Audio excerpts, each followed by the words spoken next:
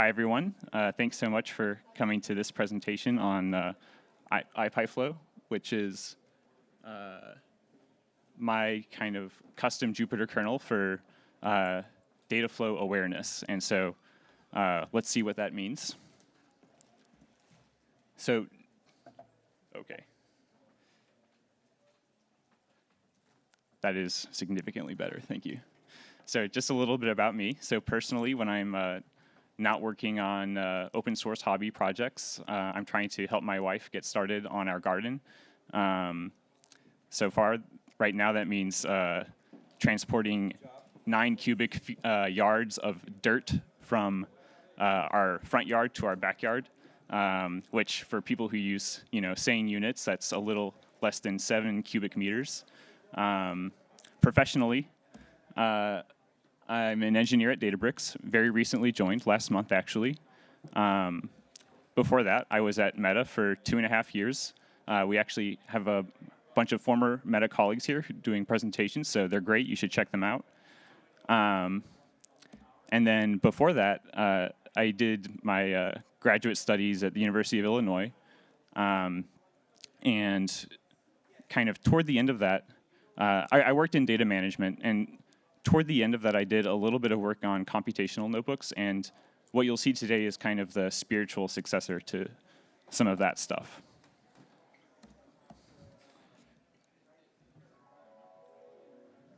OK. But before we start talking about that, let's go back in time to JupyterCon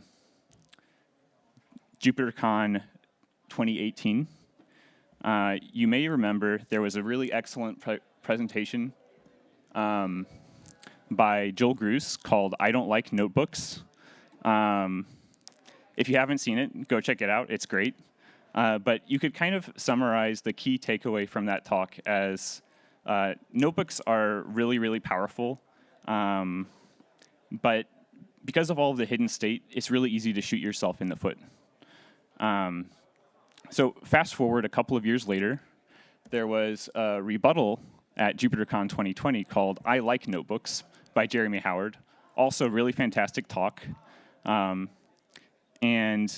the key takeaway from that is kind of notebooks are really powerful. And you probably need some additional tooling to avoid shooting yourself in the foot. In particular, they have this tool called mbdev.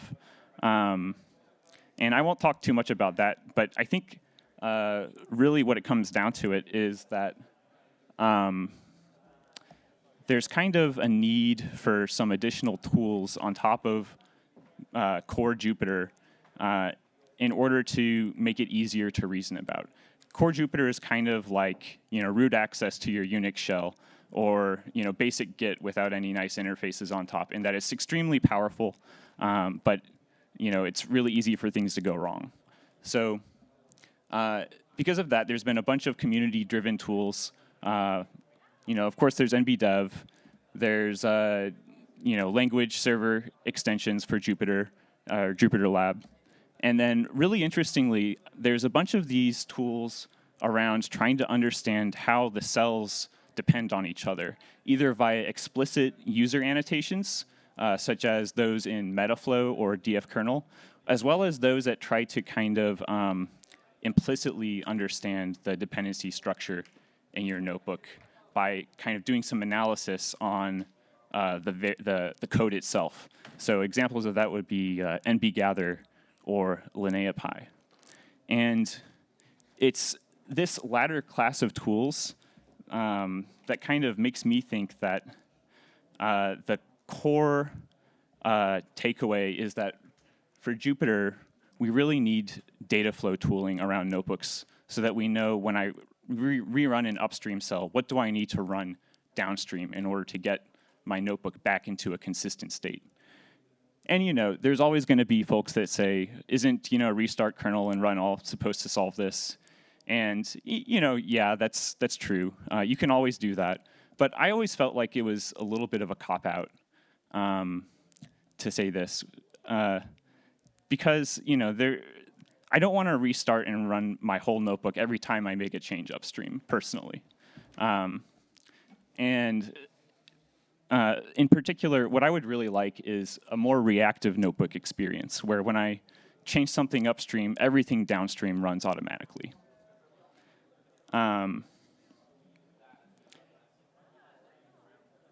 So now you might be wondering, don't we have some other tools for this already? So for example, for JavaScript, there's observable notebooks, which have kind of a reactive execution model. For Julia, there's Pluto, which is similarly reactive. But what about Python? And there's not really a convincing contender in the open source land, at least, for Python right now for a reactive notebook experience. There are a few like enterprise tools like Hex and DeepNote that have some reactivity built in. But for open source, it feels a little bit left behind, kind of. And what I'm hoping to do today is to convince you, that that's no longer the case, basically. And so, and to do so, I'll introduce IPyflow, which is kind of a Python kernel that has Dataflow awareness baked into its very core. So to illustrate its features, let's just consider a simple notebook with 3 cells, x equals 0, y equals x plus 1, and then we display y.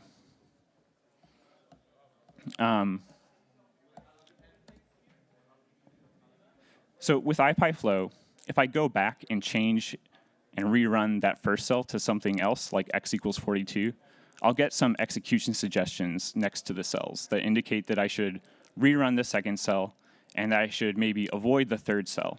Once I rerun the second cell, then I get a suggestion saying, hey, maybe now you want to rerun the third cell.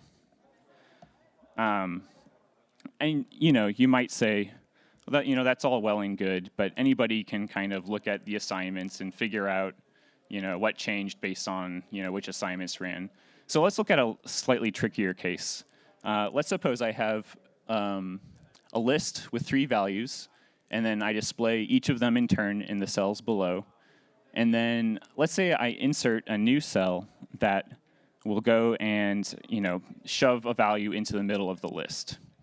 In this case, I need to refresh the notebook by rerunning the last 2 cells, but the cell that references list sub 0, it can stay the same because I inserted the value in the middle of the list. So IPyflow is actually able to figure this out for you. So let's keep moving on with our Galaxy Brain experience here. Let's consider an even trickier example where I have a function that takes a flag as an argument, and depending on whether the flag is true or false, I'll either return foo or bar, respectively. Okay, and then I have 2 later cells, one that references foo.x and one that references bar.x. So when I call that function with true and then assign something to its .x, what I should do is I should get a suggestion that I need to rerun the foo.x cell, but not a suggestion that I need to rerun the bar.x cell, because only foo.x changed.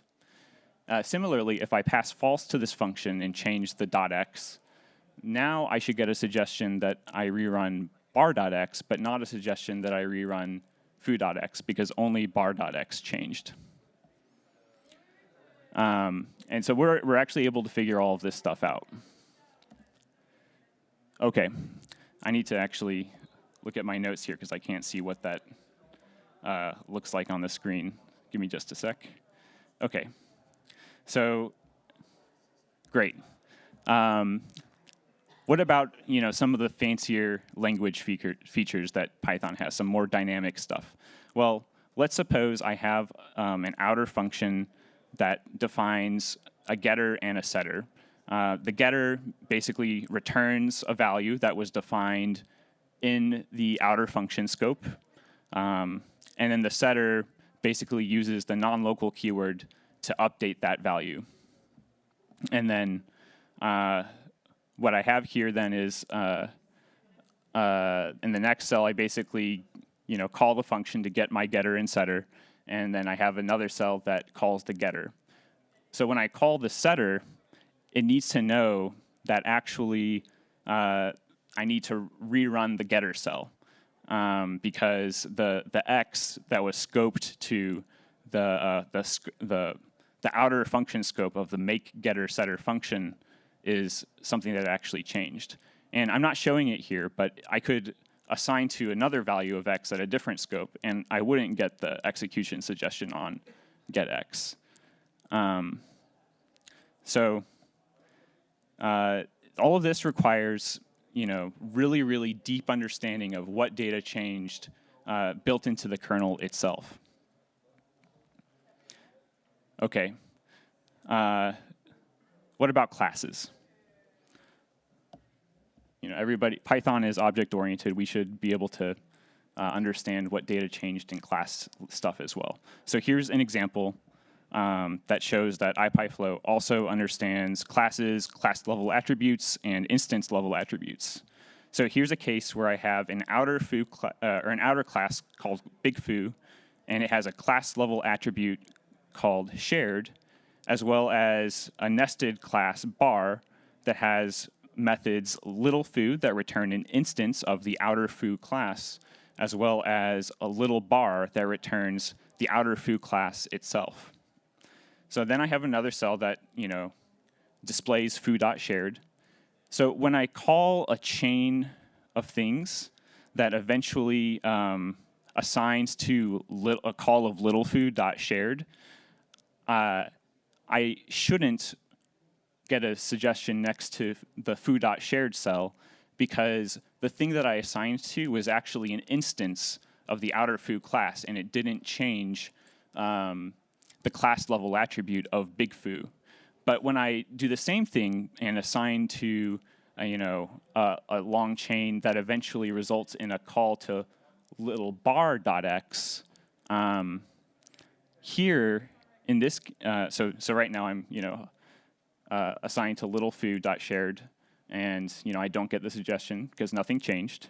Then I go and I change it to little bar, assigned to that call of that.shared, and now I actually get the suggestion because it understands that the class level attribute is something that changed.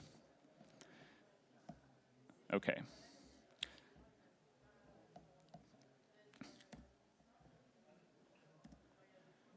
So I kind of think that it's all of these very highly dynamic corner cases that have up until now prevented us, the open source community, from getting a truly reactive Python notebook experience.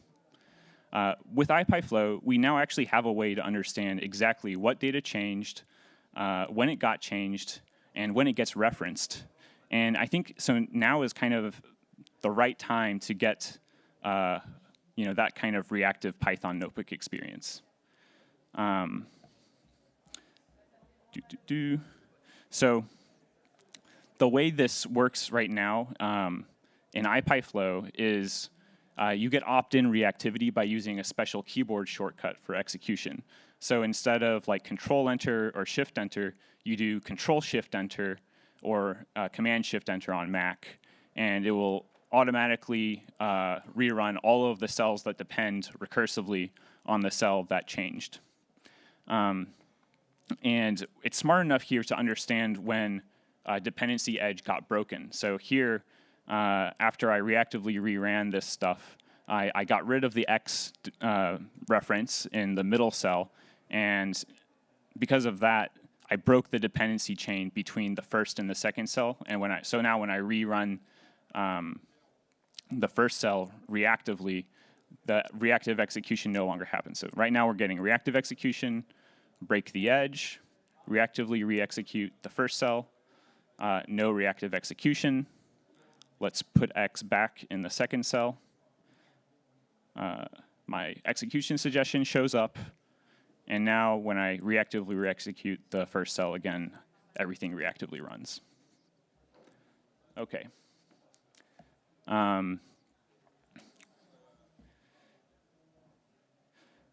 Okay, so that's all good and well, but not only does IPyflow understand what cells need to be rerun when something changes, it also understands what cells and what statements actually ran along the way to the computation of some variable. So the way we actually expose this to the user is via this code widget. So when I call code on a particular value, it basically displays the backward slice and all of the code that ran in order to get the computation of that value. The widget also has cell links, so I can jump back to a particular cell if I want to change it. And then, if I do change it, I can reactively execute it. And, code itself is, some code that runs, so that'll also reactively execute, and I'll get to see my updated code for that particular variable. I can then, copy the code and paste it into my favorite editor. If there's any NBDev folks in the audience, I'm sure you're cringing right now, but, don't worry, you can use IPyflow with NBDev as well. So where are we now? Whoops. Okay, yes. And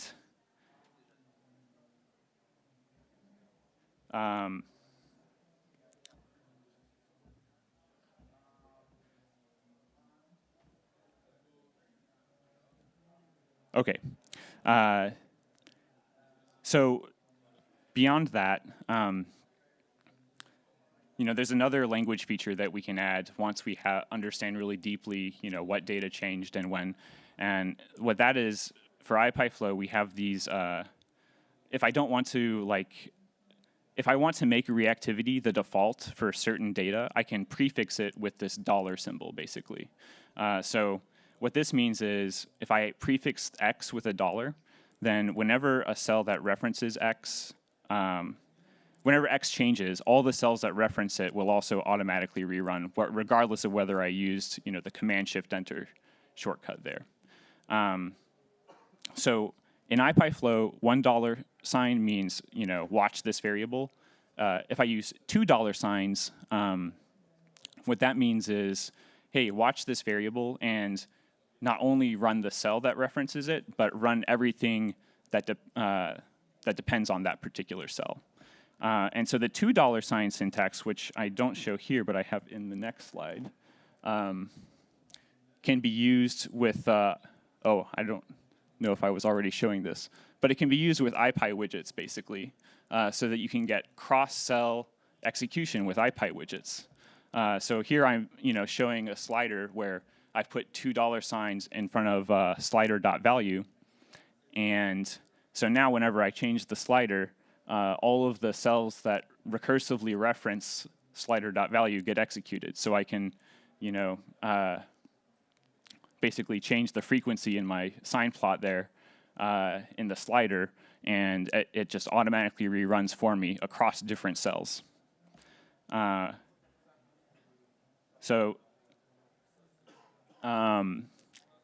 What this means basically is if you want to actually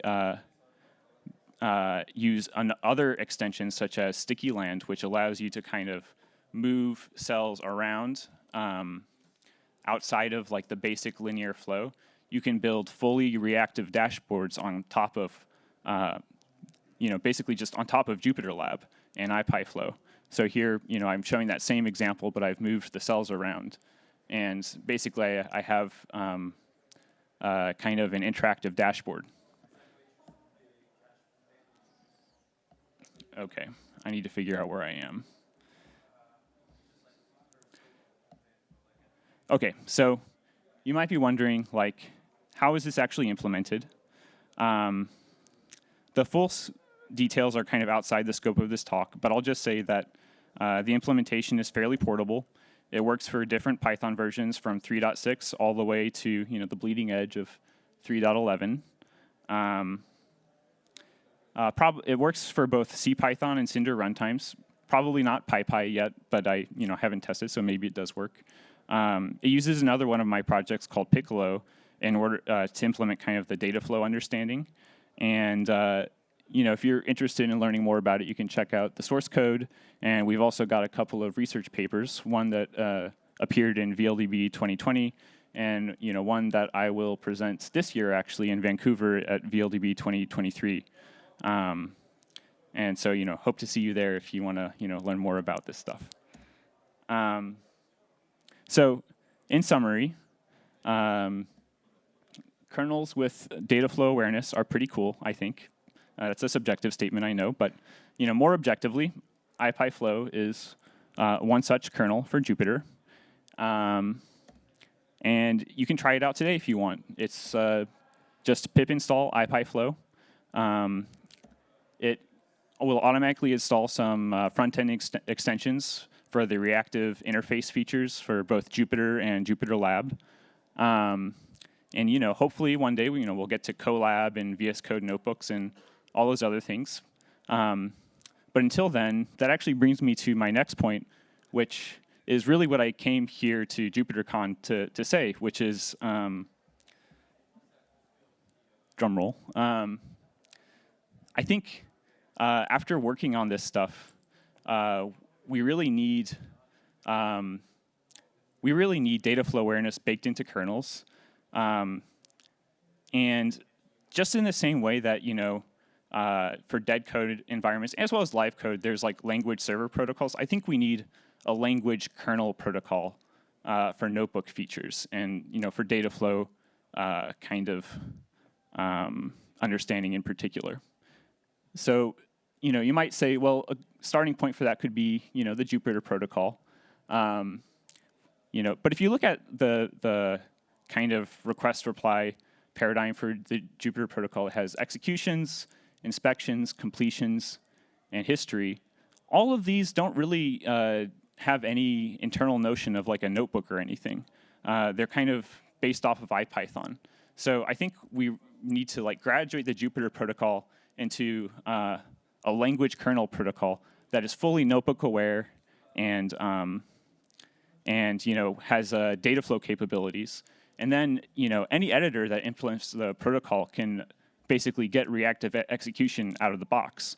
And any language that implements the protocol can work with any editor then. Of course, I should mention that all of this work didn't happen in a vacuum, so I'm super grateful to all of my co-authors and collaborators, and as well as folks from a few different companies for both direct financial support and indirect moral support for the journey along the way. So that includes my employer, Databricks, Ponder, which is my advisor startup, Meta, all of my former colleagues, thank you very much, and also Hex for sponsoring me on GitHub. So that concludes this talk. Thank you so much for listening, and I'd be delighted to open up any questions before lunchtime.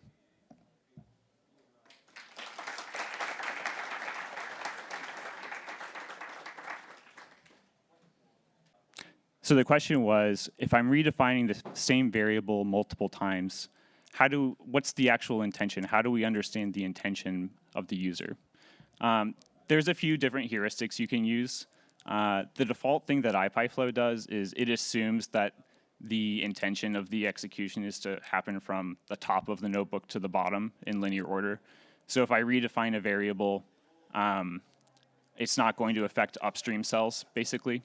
And similarly, if I'm redefining a variable, it uses some heuristics to guess that it's only supposed to affect cells that previously referenced that particular variable. So it's a great question. This is still kind of an open area of research, though. I think there was another question. Yes. Yeah, that's a great question. We actually talk a little bit about that in the second paper. Basically, so the question was, looks like a lot of stuff works. What actually doesn't work? And the answer to that is right now, if I'm calling external libraries, these require explicit annotations to understand what data changed. So my hope is that a lot of this will be community driven and we have like a DSL to specify kind of like Python type annotations. It's like a Dataflow annotation DSL to say what data changed when I call external libraries. But anything that doesn't have coverage there, it's kind of iffy, if it's actually going to get it correct or not. Great question. We probably have time for maybe like one more before lunch. That's a great question. So the question was, what's the overhead? Obviously, we have to instrument the code to understand, what changed, when it changed, when it gets referenced, all that stuff. I think for like module level statements, it's like a 100x overhead. So that doesn't look great. But then when you consider it's only for module level statements, so like the top level like statements in a function, that actually ends up being okay in practice, since like if I call a pandas API function, that's zero overhead, and that's usually where you're going to be spending most of your time. We go a little bit into details about how we avoid some of this overhead in that second research paper, if you're interested in learning more there. But that was a great question. In practice, it's worked okay for me. I'm sure I'll need a profile at some point and clean some stuff up. But yeah, good question. Okay, that's all. Thank you so much.